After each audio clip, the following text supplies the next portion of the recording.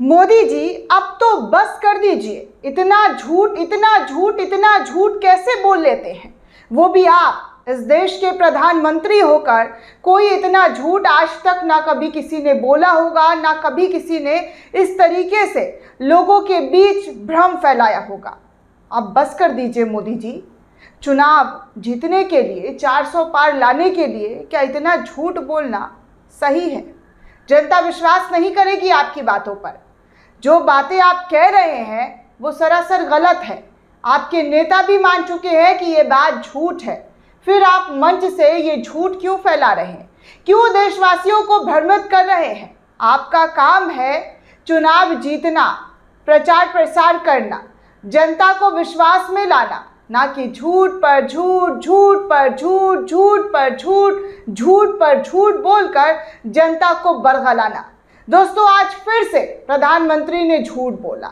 आज फिर से प्रधानमंत्री ने झूठ का सहारा लेते हुए कांग्रेस पर कटाक्ष किया। चलिए मैं आपको वो झूठ एक बार फिर से सुना दूं कि प्रधानमंत्री ने इस बार कौन सा नया झूठ बोला। दरअसल दोस्तों, कर्नाटक में भारतीय जनता पार्टी जो है, खासकर मोदी जी जो है, हार को हजम नहीं कर पा रहे हैं, क्योंकि कर्नाटक में कांग्रेस की सरकार है और फिर यहाँ से भाजपा का अलविदा हो गया, टाटा बाय बाय, 5 साल के लिए वो चले गए। लेकिन फिर भी कसक जो है वो दिल में अभी भी है। राजस्थान में वोट मांगने गए हैं, लेकिन कर्नाटका का याद दिला रहे हैं।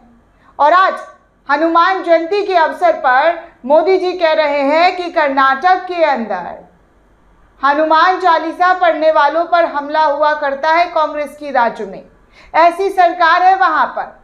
जबकि ये बात दोस्तों सरासर गलत है, झूठ है। ऐसा कोई मामला ही नहीं था।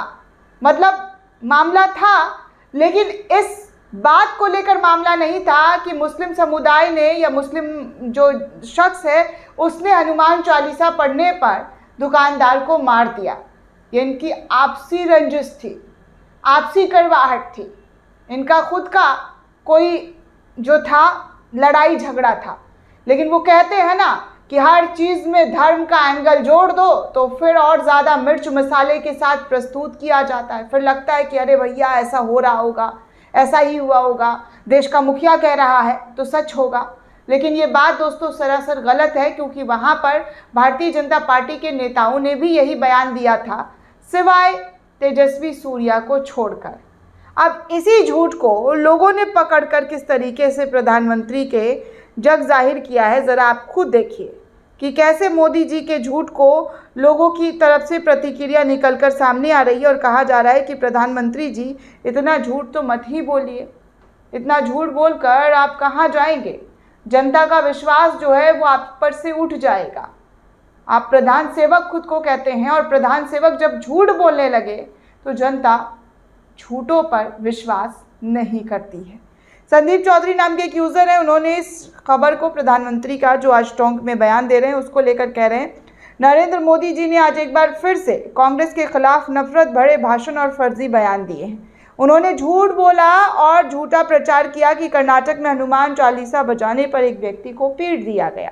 इस दावे को कर्नाटक पुलिस और स्थानीय भाजपा विधायक ने पहले ही खारिज कर दिया था, जिन्होंने पुष्टि की थी कि इसमें कोई सांप्रदायिक कोण था ही नहीं।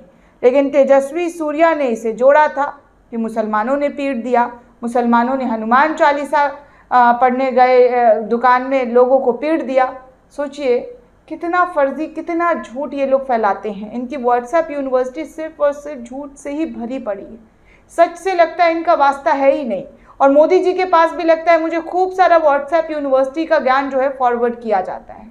बीजेपी के कार्यकर्ता और जो IT सेल वाले हैं वो खूब मोदी जी को भी ऐसे ही मैसेज भेजते रहते हैं। तभी तो मोदी जी ऐसी बातें कर रहे हैं, ना जिसका सर है ना कोई पैर है, फिर भी बोले जा रहे हैं।